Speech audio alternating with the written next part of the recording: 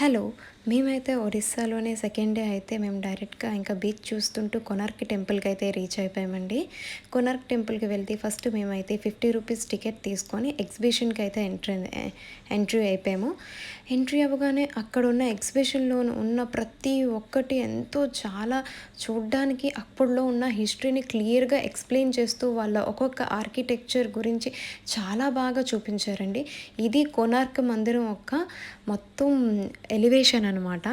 ఇవి 3 types of Sons కూడా చూపించారు. ఒకటి morning sun, next midday sun, ఎళ్తున్నప్పుడు సన్ వెళ్ళిపోతున్నప్పుడు సన్‌సెట్ సన్ గూడా ఎలా వెళ్తున్నారు అన్నది కూడా ఇక్కడ క్లియర్‌గా చూపించారు. నెక్స్ట్ మేము వెళ్ళేసరికి అక్కడ ఒక తెర అయితే ఉందండి. ఈ తెర మీద క్లియర్‌గా అప్పుడు కలశం స్థాపించినప్పుడు కొనార్క్ యొక్క హిస్టరీ మొత్తం దీని మీద మెల్లిమెల్లిగా ఒక్కొక్క పార్ట్ చూపించుకుంటూ వెళ్ళారండి. అక్కడొక రాజుగారు వాళ్ళ ప్రజల్ని ఎలా ఆదేశించారో అది కూడా చిన్న చిన్న వస్తువులుగా చాలా బాగా చూపించారు. నెక్స్ట్ ఈ ఒక్కొక్క స్కల్ప్చర్ చూస్తుంటే అసలా అప్పట్లో ఎలా కట్టారు ఇవన్నీని. చిన్న చిన్న అంటే అప్పట్లో ఆర్టిస్టులు చూడండి ఎంత ఇదో ఒక్కొక్కటి. ఇది ఒకతే గుర్రం అండి. ఇది మనకి మందిరం దగ్గర కనిపిస్తది. నెక్స్ట్ ఇక్కడ ఒక హంసవాహనం అయితే చూపించారు. ఇది ప్యూర్ టేక్‌తోని చేయించారని చెప్పారు. నెక్స్ట్ ఇక్కడ నవగ్రహాల ప్రతిష్ఠ కూడా చేశారు. ఈ 3 చూపిస్తున్నారు కదా! ఈ మొత్తం స్కల్ప్చర్ అనేది ఒక 15 మినిట్స్ షోలో అయితే మనకు చూపించారండి. అసలు కొనార్క్ మందిరం ఎందుకు స్టార్ట్ అయ్యింది? అసలు ఎందుకు స్టార్ట్ అవ్వాలి? ఎవరి కోసం స్టార్ట్ అయిందని ఈ 15 మినిట్స్‌లోని చూపించారండి మనకి. ఈ 15 మినిట్స్ షో మాత్రం కంపల్సరీ ఎళ్ళిన ప్రతి ఒక్కళ్ళు చూడాలి. చూసిన తర్వాత నెక్స్ట్ మేము ₹40 అయితే మళ్ళీ టికెట్ తీసుకొని ఇంకా కొనార్క్ మందిరం చూడ్డానికైతే మేము డైరెక్ట్‌గా వెళ్ళిపోయామండి. ఇక్కడ చూస్తున్నారు కదా! మీదన చూసారా కలశం లేదు. అసలు ఈ కలశం ఎందుకు లేదు? అసలు కలశం స్థాపించడానికి కొనార్క్ అన్న హిస్టరీ ఆ 15 మినిట్స్ షోలో అయితే చూపించారు.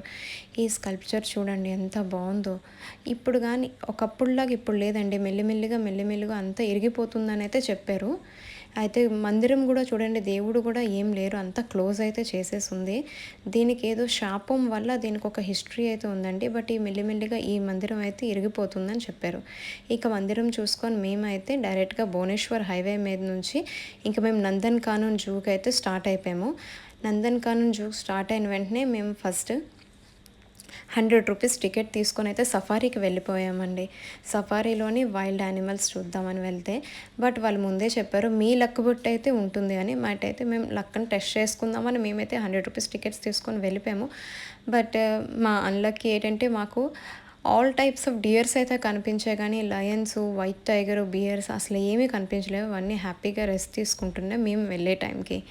సరే అని మళ్ళీ నెక్స్ట్ మేము బయటకొచ్చేసరికి ఇక్కడ లాట్స్ ఆఫ్ అంటే చాలా రకాల royal Bengal tiger, white tiger, ఇంకా చీతాసు, లయన్స్ అన్నీ మనకు బయటనే కనిపించాయి. ఇంకా 2 ఎలిఫెంట్స్ అయితే ఉన్నాయని చెప్పారండి. అవైతే కనిపించాయి.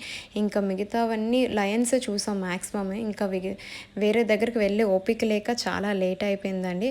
ఇవన్నీ చూసేసుకొని ఇంక మేము నెక్స్ట్ అయితే ఇంకా విశాఖపట్నంకి బయలుదేరిపోయాం. మేము వెళ్తూ బరంపూర్‌లో ఈ NH16 అని ఒక మంచి రెస్టారెంట్ అయితే చూసామండి. నాకు ఫుల్ హెడేక్ వల్ల ఇంకా మేమైతే ఏమి ఫుడ్ ఆర్డర్ ఇచ్చాము కానీ మేమేం వీడియో తీయలేకపోయాను.